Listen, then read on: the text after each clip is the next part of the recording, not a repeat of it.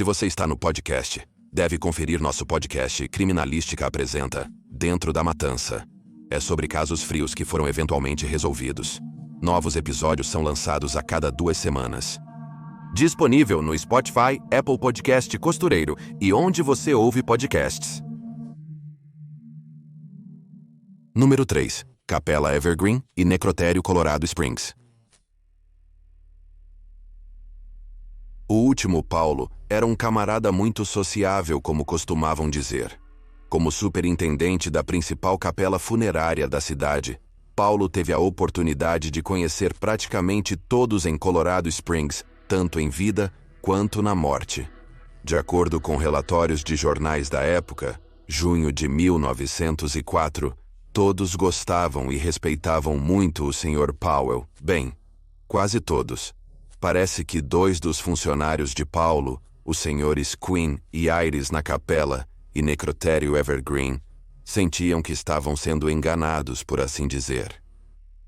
Reclamaram do seu chefe ao prefeito.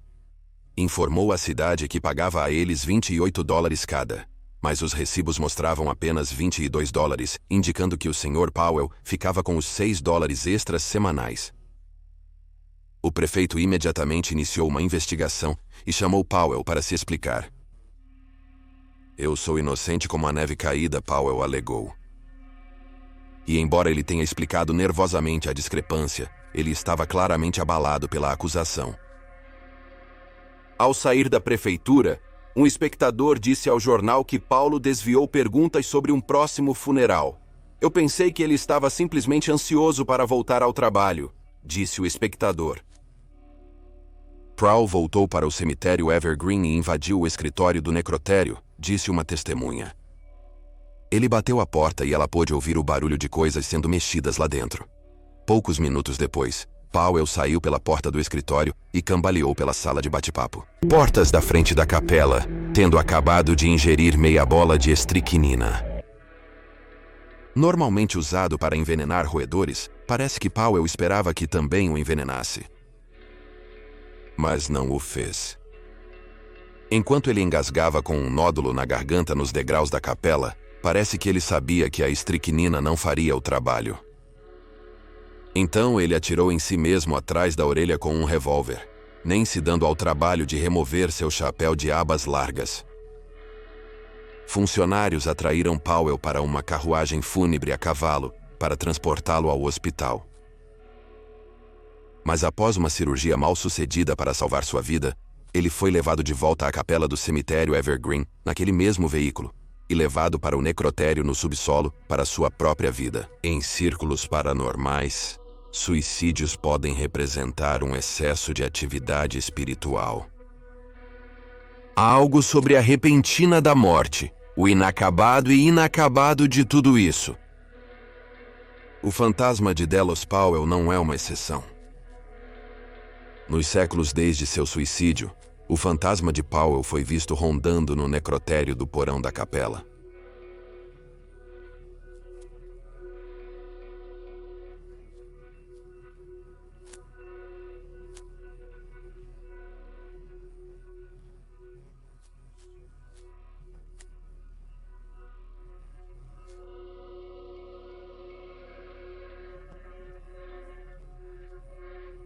Começou a documentar alguns dos estranhos acontecimentos. Ele se gravou investigando o porão da capela diretamente abaixo do escritório de Powell, com um medidor K2, que mede o campo eletromagnético sob certas frequências. Quando seu medidor começou a indicar a presença desses campos magnéticos, ele diz: "Ele viu algo pelo canto do olho e virou sua câmera para isso." O que ele capturou o assustou. Era uma porta de cripta abrindo lentamente sozinha. Coleta postou sua história no YouTube, que despertou o interesse do programa A&E Minha História de Fantasma. Embora numerosos corpos tenham passado pela capela Evergreen ao longo dos anos, a autora Stefania Águas tende a acreditar que o espírito mais prevalente é o de Delos Powell. Por que o espírito de Powell é tão especial? Por que ele é tão inquieto? Provavelmente a vergonha. Ao ser enterrado no cemitério que supervisionava e roubava, a cidade decidiu colocá-lo em uma sepultura anônima. Talvez como punição por seu desfalque e morte desonrosa. Infelizmente, ao longo dos anos, a localização do túmulo de Powell foi perdida no tempo, deixando-o vagar pelo cemitério e necrotério em busca de um lugar para descansar em paz. Número 2. Funerária Fort Worth, Texas. Existe uma velha piada entre os diretores de funerárias que diz: por que não existe tal coisa como uma funerária assombrada? Porque ninguém nunca morre em uma funerária. Ok, então não é hilário, mas ainda é uma piada. E isso é porque a maioria dos funcionários de funerárias pode não ser tão sombrio e escuro como você talvez pense. Existem inúmeras histórias de funcionários de funerárias pregando pequenas peças uns nos outros durante suas horas de folga. Mas para um grupo particularmente brincalhão de funcionários de funerária no Texas, a piada acabou sendo com eles. A seguinte história vem de um artigo de 1977 de Larry Rookmore, do Fort Worth Star-Telegram. Na época, 3 funcionários de uma funerária local concordaram em contar sua história, com a condição de que o escritor mudasse não apenas seus nomes, mas o nome da própria casa funerária. O motivo era que eles não queriam afastar possíveis clientes que poderiam estar um pouco receosos sobre a vida após a morte.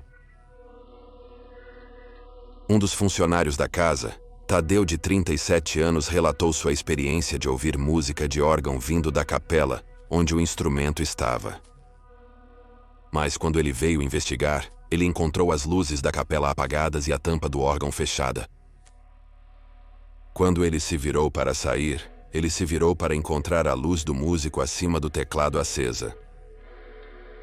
Ele também relata a história de uma adolescente mutilada e muito morta no necrotério da casa. Ela tinha sido passageira de um pequeno carro que colidiu com um caminhão no início da semana. Seu funeral estava marcado para o dia seguinte. Porém, Tadeu faltou. Ela preparou o próprio corpo. Quando chegou ao trabalho para o turno da noite, Tadeu sentou-se na mesa do escritório com os pés para cima quando ouviu uma batida na janela. Tadeu viu uma mulher com blusa branca e cabelos castanhos fora da janela. Acreditando ser amiga de outro colaborador do turno noturno, Tadeu a chamou para a frente. Ao ir à porta da frente para recebê-la, não encontrou ninguém. Mais tarde, ao descer para o necrotério, ele ficou chocado ao ver que a adolescente tinha uma blusa branca e cabelo castanho, muito parecida com a garota que ele tinha visto.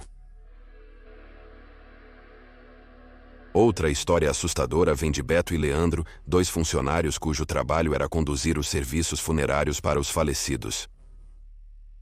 Leandro falou sobre como uma porta específica no salão se abria sozinha, mesmo tendo um peso de um lado para evitar a morte. Mas Beto não queria que isso acontecesse. Portas batendo tendem a abalar os clientes em uma funerária. Beto então falou sobre como cada vez que a porta rangia ao abrir, ele encontrava uma pequena poça de água onde ela se abria, mesmo que fosse um dia seco e ensolarado. Ok, a última história pode ter problemas de encanamento estranhos.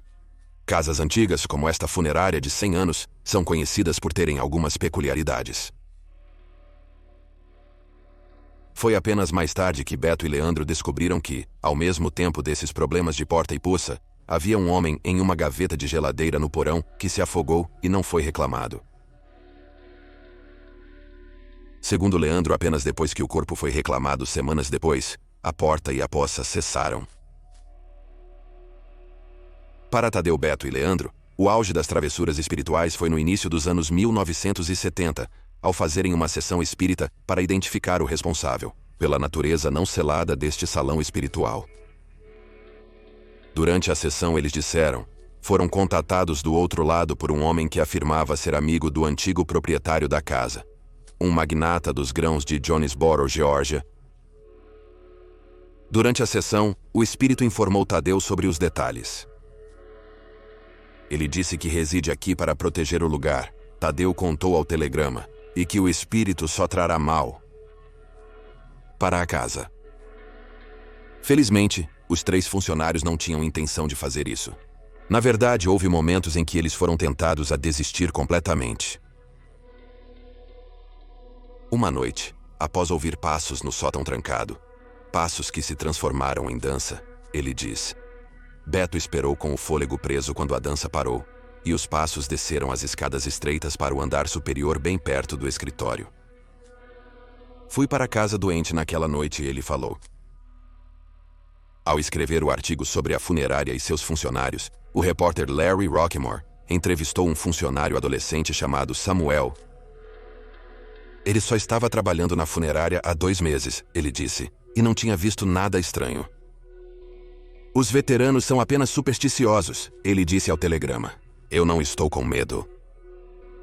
Porém, após o repórter sair, Tadeu o orientou a entrevistar Samuel novamente, depois que ele estiver aqui há alguns meses. Até então, ele seria um crente. Aposto nisso.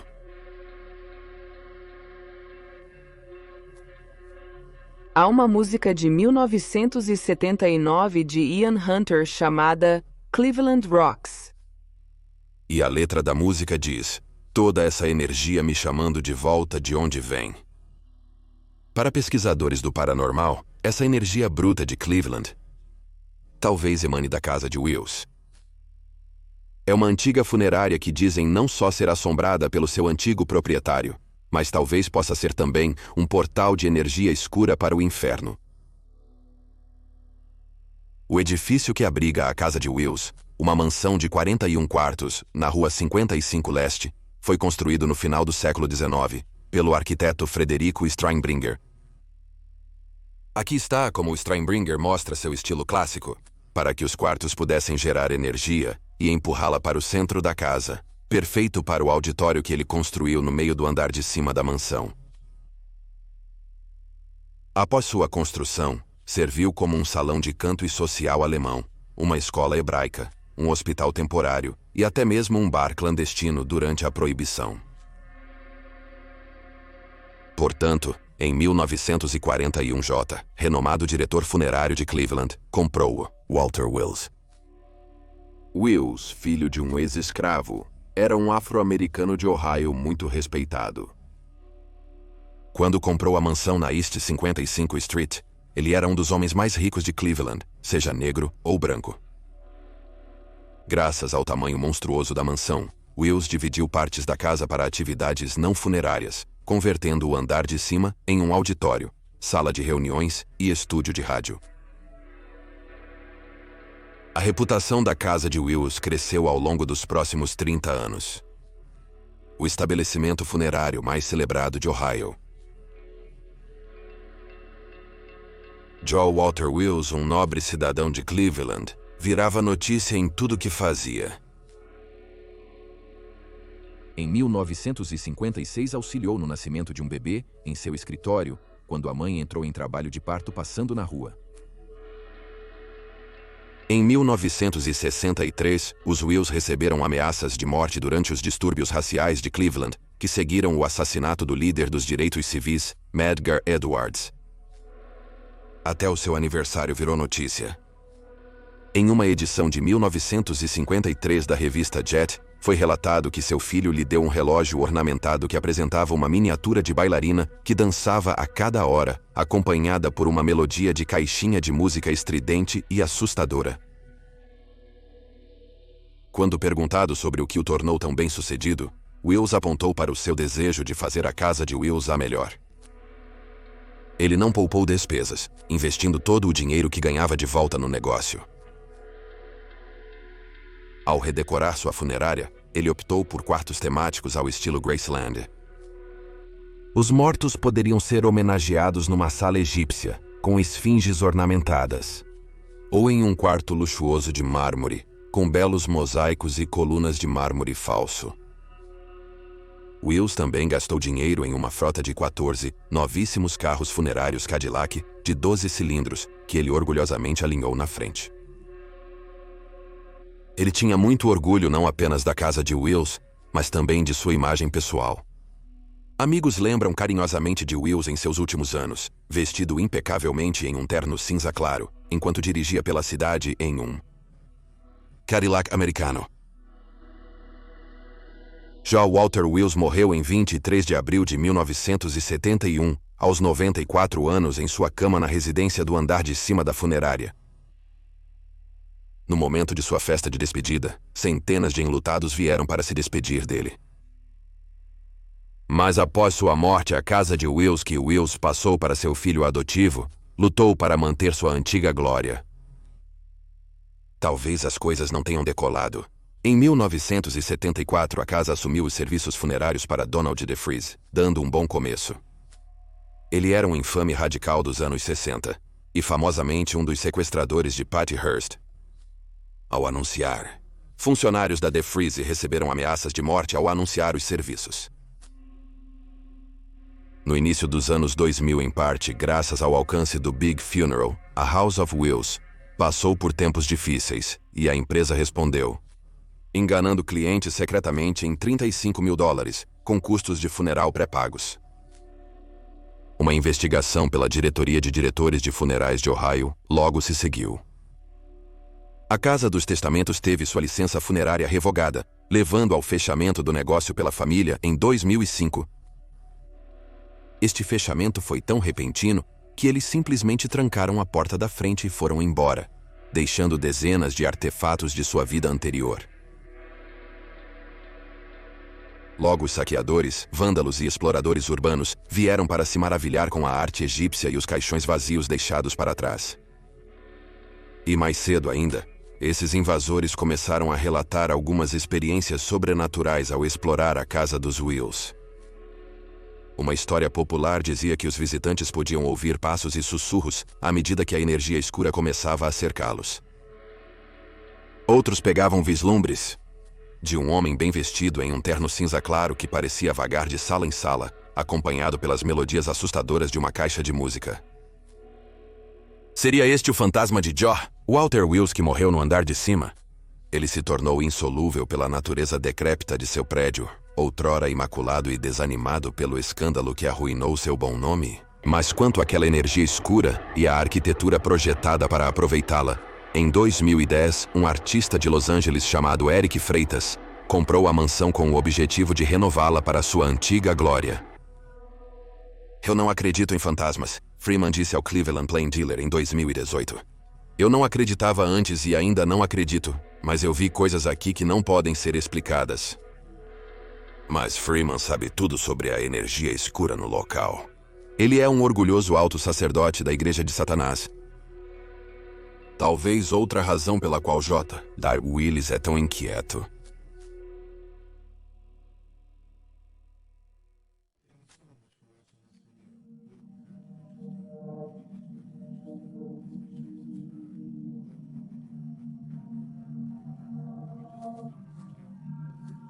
Temos mais de 325 vídeos apresentando histórias de crimes estranhos, mas verdadeiros. Encontre em youtube.com Criminally Listed. Obrigado novamente por assistir.